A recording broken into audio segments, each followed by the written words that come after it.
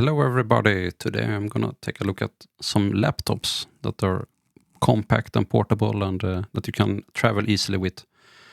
So it started from this article that I got some inspiration. The title is I Program on the Subway, and here the author writes, ever since moving to New York City I've found my time to be in more demand than ever. Between work, meetups and social events I have noticeably less time for side projects than I had before moving here. At the same time, my commute is a massive time suck. It's 30 minutes each way, which doesn't sound that bad, but it means I'm wasting an hour every day. These days, I use this time to program.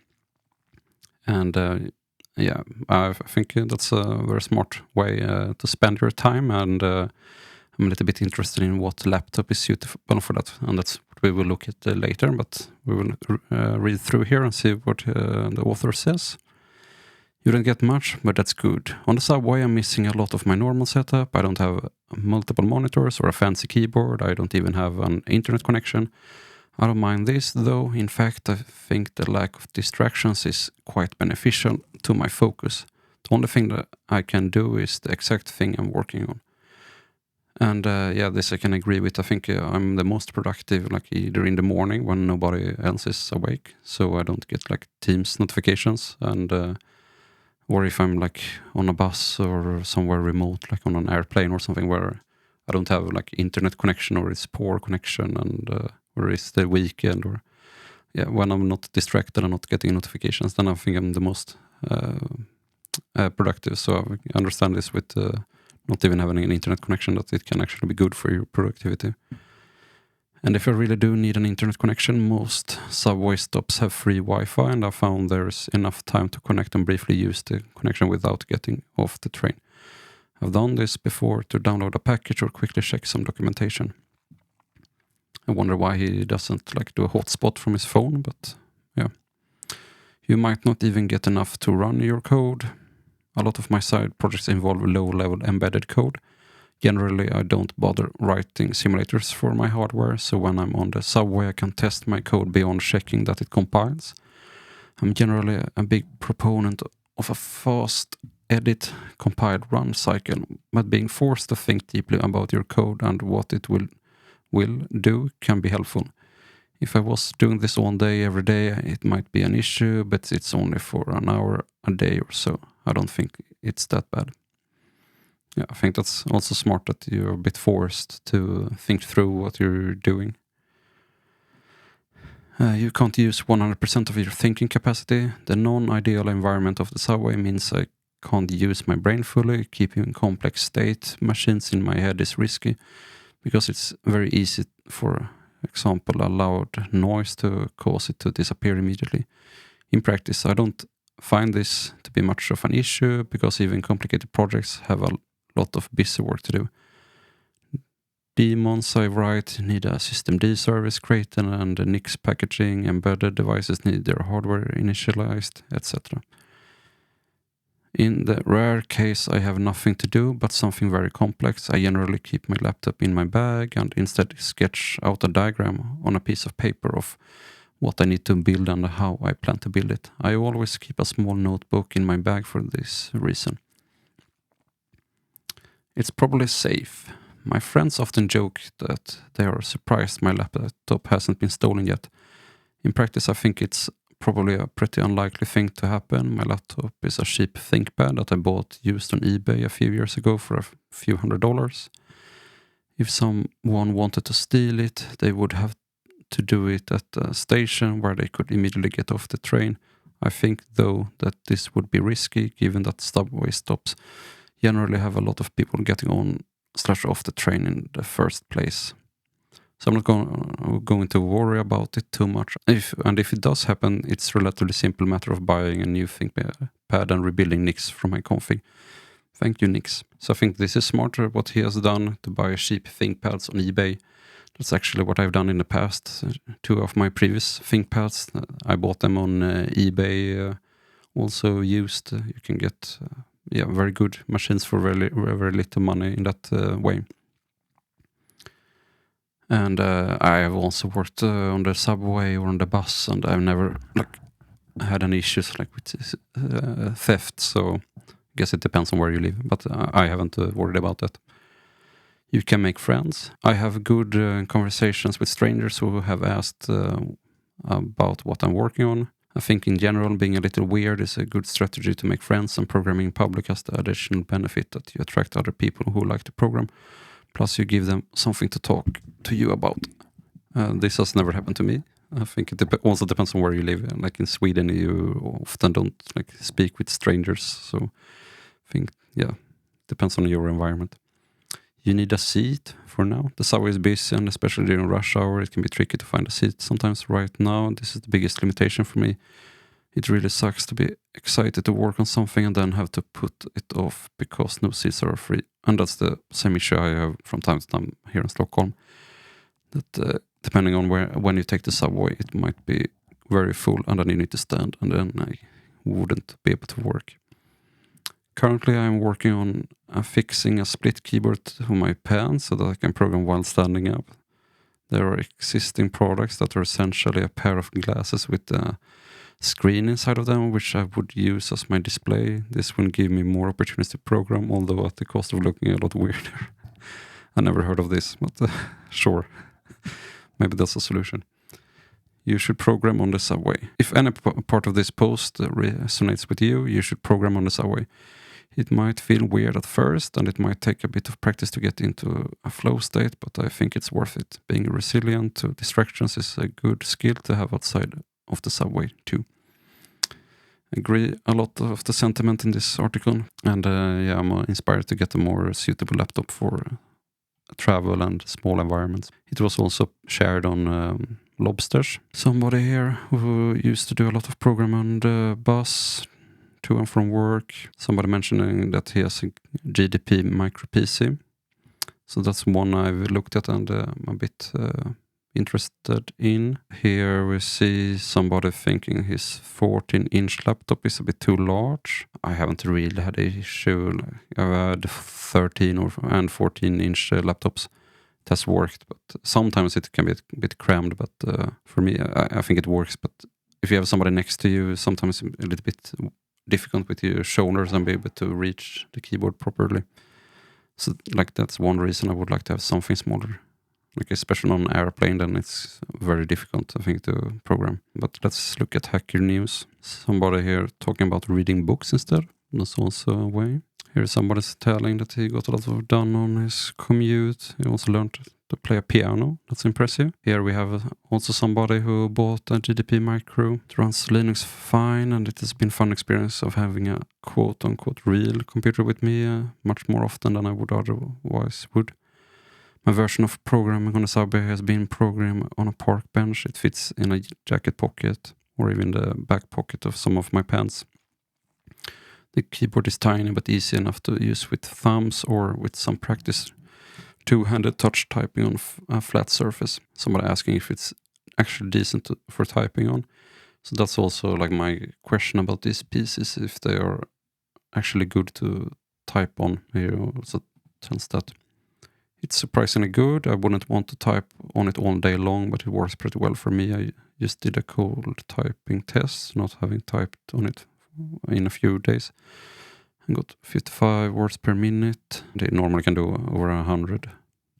Another GDP Micro PC owner here. It's not quite as comfortable as a normal size keyboard, but much more comfortable than it looks. So there are different people who like find it good or so to work on the subway or on commuting or on the bus or like that. And yeah, I was also like wondering about the keyboard. Like here is somebody here is a subreddit for the GDP Pocket, who is here a programmer. Question about the keyboard. If you touch type, it's quite terrible for programming, especially because many of the special characters are moved to the top row where they are out of reach from your fingers. I used auto hotkey to remap something.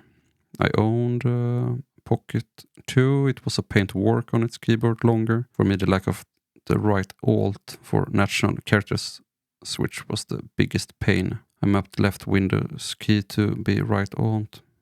I gave up and used it as a backup laptop for travels in case if I need. Totally get you. Somebody suggested to remap keys. It was some other thread. But here people are like saying GDP Pocket 3 is a fantastic choice. I have both, I agree, it's a good choice. So it's a little bit, I think here he talked about the micro PC and GDP Pocket, so there's two different models, but it's a little bit difficult from all these comments. Some like them, some not. So, but if you look at the GDP Pocket here, so I found two different websites. They have like a Hong Kong version here. I guess it's in English though. But here we can see it. And as you can see, like the special keys are located here. Delete is here. It's a little bit weird, as you can see with the layout. Here you have some special keys. Tilde up here. So yeah, maybe it could work. And then there was also this site, .net, and here they have more, I don't know why it doesn't open up, but they have different languages, and they have many different portable laptops. Like here are laptops for gaming, but it's more like these ones that I have looked at. We have the Pocket 4 and Micro PC and Mini. As you can see, they have a lot of different models. But it's Micro PC, it's only 7 inches, the screen. And this one, as you can see, it's a bit weak CPU. So maybe you wouldn't do that heavy work on this, but it's very small. So that's like the good part with it. And here you have the touchpad up here. So delete keys, it's up here. Otherwise, I guess it looks normal. Just the first glance. And if we go back, like here more for gaming, and I don't really do any gaming, so that's not really something I'm looking for. Here we have the GDP Pocket. I wonder, this was quite interesting. 2 screens. Maybe that's good for productivity. I wonder about the keyboard. Was there any picture here of the keyboard? There we have. It looks like a normal keyboard, but what's the size then? Oh, it's 13 inch. So just a normal size. The GDP Pocket, 8.8 inches. Quite small. Here also something a bit more. That's a mini. Also mini. But as you can see, maybe a little bit for gaming, maybe. But I suppose it would work for programming as well. Yeah, so there are some different options here. And then I also found this one, I think it was mentioned in one of the threads, I believe. So it's the MNT Pocket Reform, it's called. So that's also a small laptop, 7-inch mini laptop that fits into almost any bag. It looks like this, and it has mechanical keys. And it seems to be a bit more targeted towards IT people. Let's look at the keyboard, if it's possible to see that. They have a video here. And this is an ARM architecture laptop, so not x86. That's a bit interesting.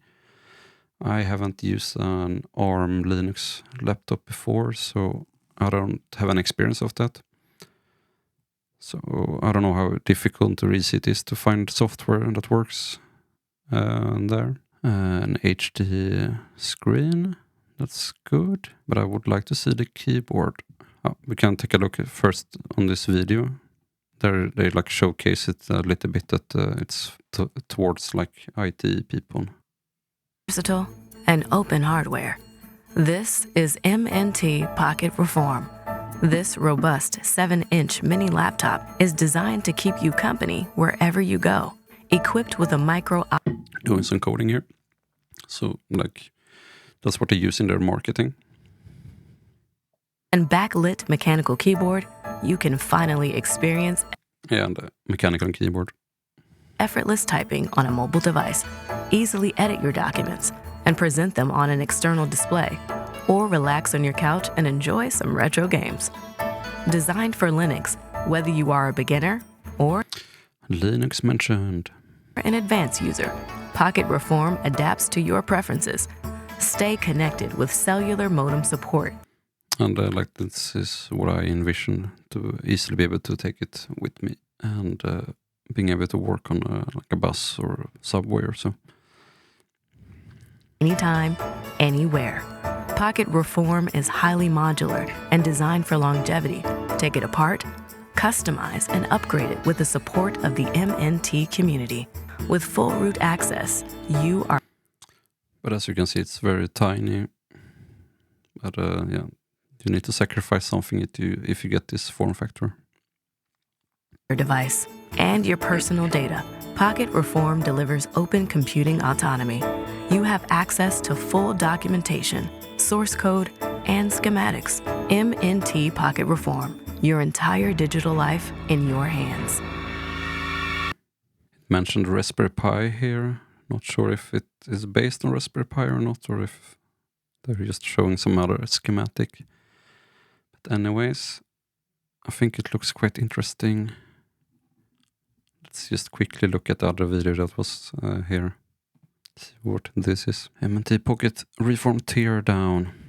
And a laptop that prioritized open source repairability. So that was the framework. With a kick-ass keyboard. The MNT Pocket Reform is here to answer that very question. Oh yeah, here we can see the keyboard. So it's some ball instead of a touchpad, I suppose. Control and Shift. Oh no, that's Control and Shift. Maybe that's like the FN key, maybe. And here we have like some special keys. And here, so a little bit weird layout. And yeah, we have the number row here, but not like the F1 to F12 keys here.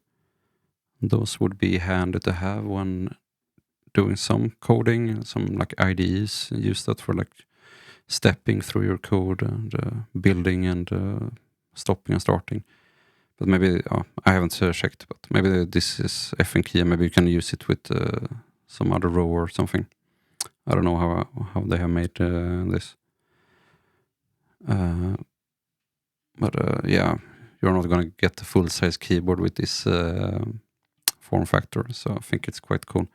As we saw in this video where they were on the commuting here, it's like very tiny. I think that's quite cool. So it's something like that I'm interested in, but if you have any experience with any of these laptops or something similar, I would be very happy to hear. Yeah, I don't have, like I said, experience with these sort of laptops, but they are a bit intriguing, I find. So please share in the comments what do you think.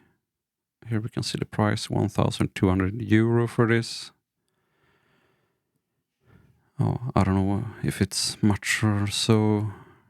Like, I guess it's a bit unique device, and I think you pay a bit premium for that, even though you only get maybe, I don't know about ARM processor, but if it's a Raspberry Pi or something similar, then maybe it's not the strongest one.